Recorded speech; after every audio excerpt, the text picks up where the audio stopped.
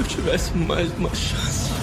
Depois do primeiro ataque da estátua maior, o líder do grupo agradece ao Sam por ter prevido o ataque e salvado a vida de boa parte da equipe. Ele perdeu um braço, e a curandeira do grupo está em choque, sem conseguir reagir àquela situação. O líder comenta sobre o que ele leu naquela pedra. Os mandamentos do Templo de Cartenon. Primeiro, venere a Deus.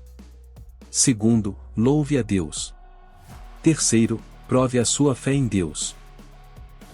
Aqueles que não seguirem esses mandamentos não sairão daqui vivos. O líder pede para todos ficarem calmos até conseguirem pensar em algum modo de saírem de lá. Um caçador diz que não vai ficar parado, ele disse que não pode morrer naquela dungeon, já que agora ele conseguiu um contrato com uma boa guilda. Ele ativa um buff de velocidade e parte em disparada para a porta, mas assim que ele se move, a estátua age. Todos ficam horrorizados com o poder da estátua. Sam pergunta novamente qual era o primeiro mandamento. O líder diz: venere a Deus. Sam pensa um pouco e decide testar algo. Ele se levanta e ao ficar de pé, os olhos da estátua brilham como se fosse matá-lo, então ele se abaixa e, após isso, a estátua fica normal. Sam descobre a resposta do primeiro mandamento, ele manda todos abaixarem a cabeça para a estátua maior.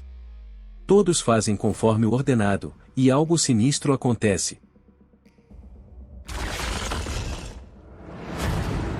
Eles se levantam e descobrem que a estátua não ataca mais. Só que, de repente, ela se levanta e começa a caminhar na direção deles. O segundo mandamento é louvar a Deus. Sam diz que esse mandamento é a chave para eles sobreviverem. Um cara do grupo decide tentar algo, ele se ajoelha na frente da estátua e começa a orar, a estátua para na frente dele, mas não muda sua expressão. Ó meu Senhor! Essas palavras não se aplicam a esse Deus. A estátua pisa imediatamente no caçador que estava orando. Todos começam a correr desesperados. Algumas outras estátuas atacavam quem se aproximava.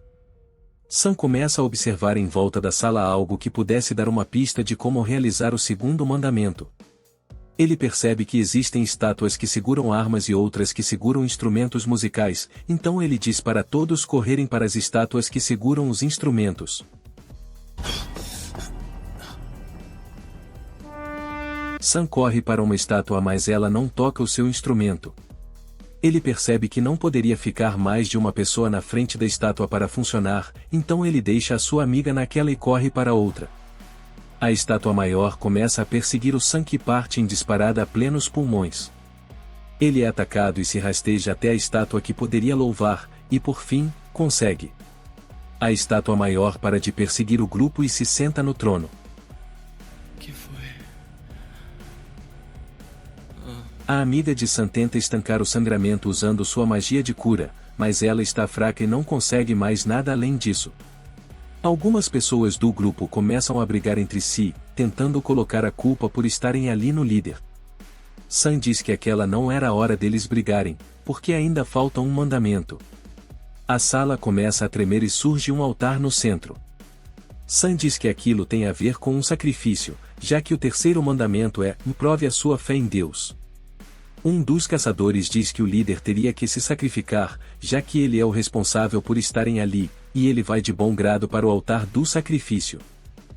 Não é o único culpado. Nós decidimos vir para cá depois de uma votação. Ao chegar no altar, uma chama se acende, mas além disso, nada acontece. Sam pede aos colegas que levem ele ao altar, já que ele não consegue andar. Ao chegarem no altar, mais chamas acendem.